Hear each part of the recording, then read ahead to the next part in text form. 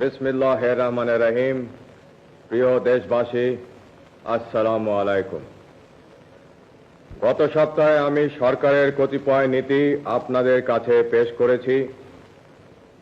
এবার দেশ গঠনে জনগণের অংশগ্রহণের পরিকল্পনা ও সরকারের কার্যক্রমের আরো কয়েকটি দিক আপনাদের সামনে তুলে ধরতে চাই। রাষ্ট্র পরিচালনার ব্যাপারে সংক্ষেপে আমার অনুসৃত নীতি ও কর্মসূচি হচ্ছে: সর্বতোভাবে দেশের স্বাধীনতা, অখণ্ডতা ও সার্বভৌমত্ব রক্ষা করা। শাসনতন্ত্রের চারটি মূলনীতি অর্থাৎ সর্বশক্তিমান আল্লাহর প্রতি সর্বাত্মক বিশ্বাস ও আস্থা,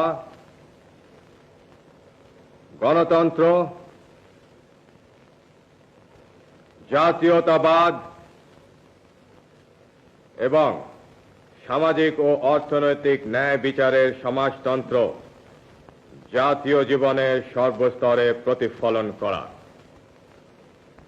সর্বোপায় নিজেদেরকে একটি আত্মনির্ভরশীল জাতি হিসাবে গড়ে তোলা। প্রশাসনের সর্বস্তরে উন্নয়ন কার্যক্রমে এবং আইন শৃঙ্খলা রক্ষার ব্যাপারে জনসাধারণের অংশগ্রহণ নিশ্চিত করা। সর্বোচ্চ অগ্রাধিকার ভিত্তিতে কৃষি উন্নয়নের মাধ্যমে গ্রামীণ তথা জাতীয় অর্থনীতিকে জোরদার করা। দেশকে খাদ্যে স্বয়ংসম্পূর্ণ করা। দেশে কাপড়ের উৎপাদন বাড়িয়ে সকলের জন্য অন্তত মোটা কাপড় সরবরাহ নিশ্চিত করা।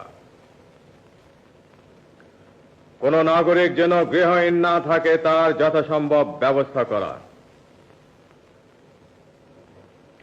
দেশকে নিরক্ষরতার অভিশাপ থেকে মুক্ত করা।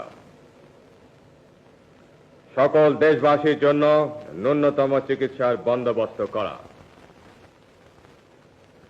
সমাজে নারীর যথাযোগ্য মর্যাদা প্রতিষ্ঠা করা এবং যুব সমাজকে সুসংহত করে জাতি গঠনে উদ্বুদ্ধ করা। দেশের অর্থনৈতিক উন্নয়নে বেসরকারি খাতে প্রয়োজনীয় উৎসাহ দান। শ্রমিকদের অবস্থার উন্নতি সাধন এবং উৎপাদন বৃদ্ধির স্বার্থে সুস্থ শ্রমিক মালিক সম্পর্ক গড়ে তোলা।